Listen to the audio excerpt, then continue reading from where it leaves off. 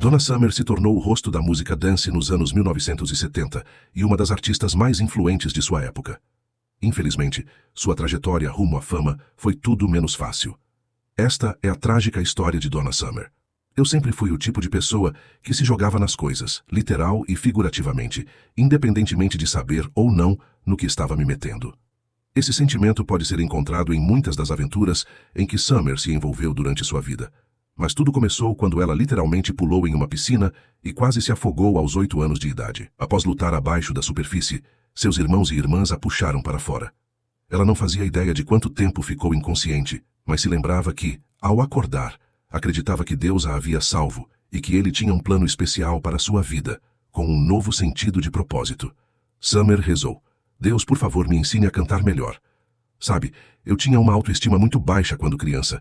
Cantar era algo que chamava a atenção e fazia as pessoas felizes, mas demorou para Summer encontrar sua confiança. Aos 7 anos, ela acidentalmente cortou um grande rasgo na bochecha em uma cadeira de cozinha que seu pai estava consertando, deixando uma cicatriz que, durante toda a sua infância, a fazia sentir-se feia e insegura. Ela usava perucas para tentar esconder a cicatriz e, durante anos, foi alvo de provocações de seus irmãos e vizinhos. Um episódio de depressão infantil se seguiu, e Summer viu um terapeuta até os 16 anos de idade. Embora a cantora posteriormente lamentasse essa época de sua vida, ela também afirmava que isso a ajudou a desenvolver um senso de humor, bem como um desejo avassalador de se provar. Enquanto vivia em Greenwich Village no verão de 1968, Donna Summer se deliciava em viver o estilo de vida da contracultura, tocando em sua banda Crow à noite, dormindo durante o dia e passando o tempo em parques públicos no intervalo. Durante esse período, Summer conseguiu um papel no musical de palco Hair. Quando perguntada em qual país da Europa ela gostava de se apresentar, ela disse Alemanha. E assim, antes que percebesse, a cantora de 19 anos estava indo para a Europa. Summer mais tarde escreveu que namorou outro artista de Hair, um homem chamado Ronnie, que era tanto americano quanto negro. Summer recorda: Eu rapidamente entendi que a geração liberal do pós-guerra na Alemanha queria fazer algum tipo de declaração pessoal sobre o movimento dos direitos civis nos Estados Unidos. Frequentemente, essa declaração assumia a forma de amizade, apoio e trabalho para qualquer pessoa de cor que viesse dos Estados Unidos. Eba, eu estava no lugar certo na hora certa. Embora Ronnie tenha sido útil para ajudá-la a se adaptar à vida na Alemanha, ela o achava um pouco arrogante, e o romance durou apenas 2 semanas.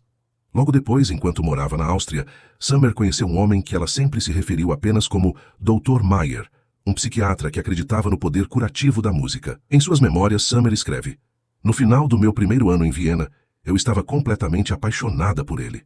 Summer e Dr. Mayer até discutiram sobre casamento em um ponto, mas não deu certo, conforme Mayer afirmou. Viena seria uma cidade muito pequena para a cantora.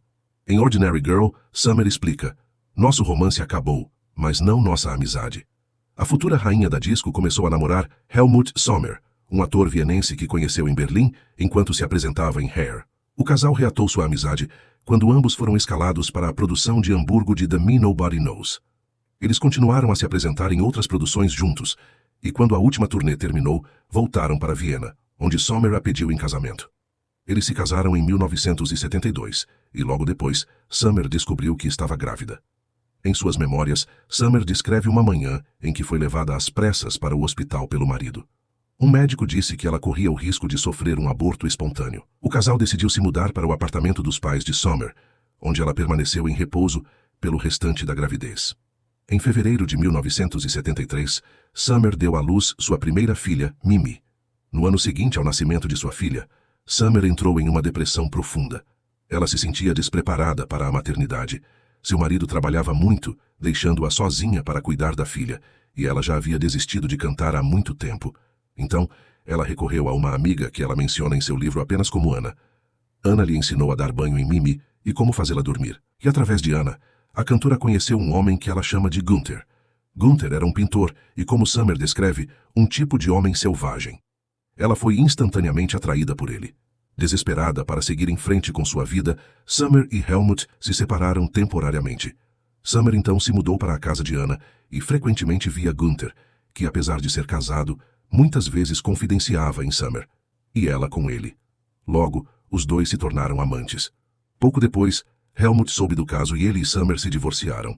No final, Donna, cujo sobrenome era Gaines até o casamento, manteve o sobrenome de Helmut. mas decidiu alterar apenas uma única letra. E foi assim que Donna Summer se tornou Donna Summer. Summer sabia que Gunther podia ser um bêbado violento e zangado. Ela tentou manter distância, mas passou a depender dele para apoio emocional. De acordo com suas memórias, quando ela tentou deixá-lo, ele chutou a porta do banheiro, deu-lhe um tapa e a jogou contra um armário de vidro. Incapaz de deixá-lo, Summer continuou a namorar Gunther por anos, mesmo depois de se tornar um sucesso internacional. Então, em 1977, Summer conheceu o cantor Bruce Sudano, do Brooklyn Dreams, enquanto vivia em Los Angeles. Eles foram atraídos um pelo outro, mas assim como ela, ele também estava em um relacionamento sério. Mas tudo mudou depois que Summer saiu com Sudano e sua banda. Certa noite, quando voltou para casa, Gunther perguntou onde ela tinha estado. Em seu livro, Summer escreve: "Antes que eu pudesse dizer qualquer coisa, ele me agarrou, me jogou contra a parede e começou a me bater. Ele me jogou na lavanderia, onde continuou a me espancar. Eu caí em um monte e Gunther desapareceu. Depois de um momento, ele voltou com uma arma nas mãos.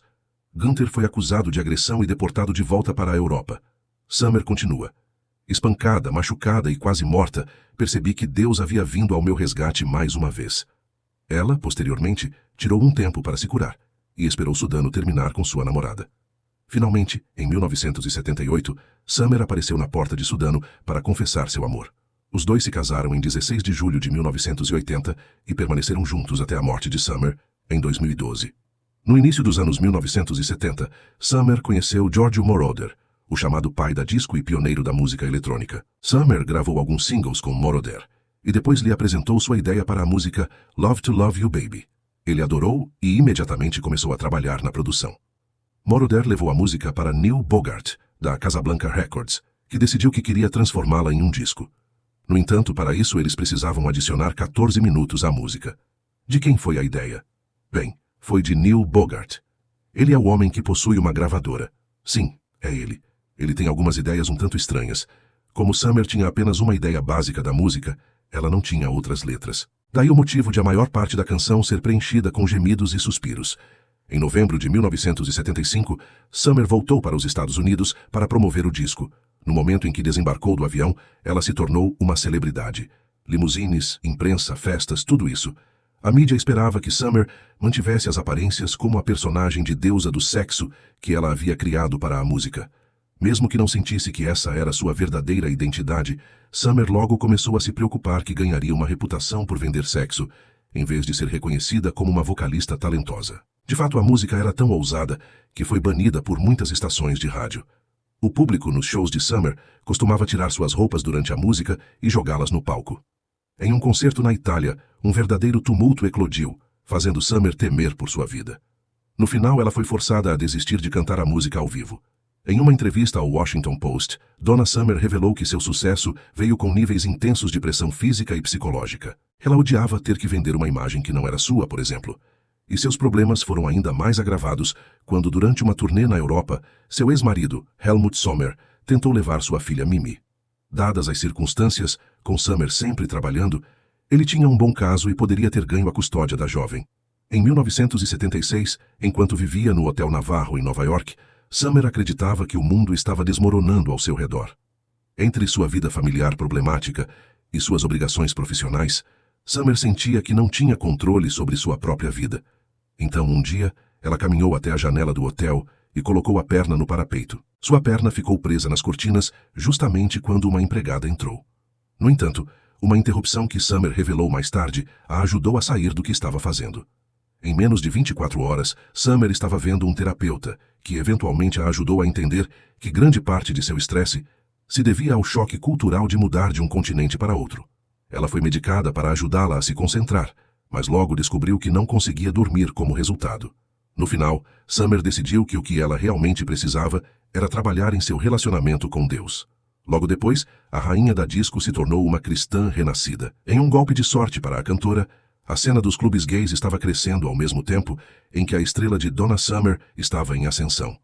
Sua música abertamente erótica e fácil de dançar tornou-se icônica na comunidade, e quando sua carreira declinou no início dos anos 1980, seus fãs gays permaneceram entre os mais leais.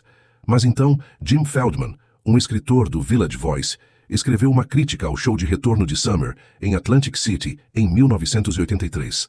Ele alegou que durante o show a cantora disse: É Adão e Eva, não Adão e Steve. Eu vi o mal da homossexualidade sair de vocês. Ares é o resultado dos seus pecados. Agora não me entendam mal, Deus ama vocês, mas não do jeito que são agora. Summer mais tarde negou ter feito esses comentários e lamentou com lágrimas nos olhos a perda de seus próprios amigos para a epidemia de AIDS. Ela também insistiu que muitas pessoas com quem trabalhava na indústria da música eram gays e que nunca faria tais comentários. No entanto, a apresentação de Summer no Boston Pride de 1989 foi subsequentemente protestada pela organização ativista AIDS Act Up, embora ela tenha posteriormente enviado uma carta ao grupo pedindo desculpas e pedindo perdão. A conexão de Summer com a comunidade LGBTQ foi manchada desde então.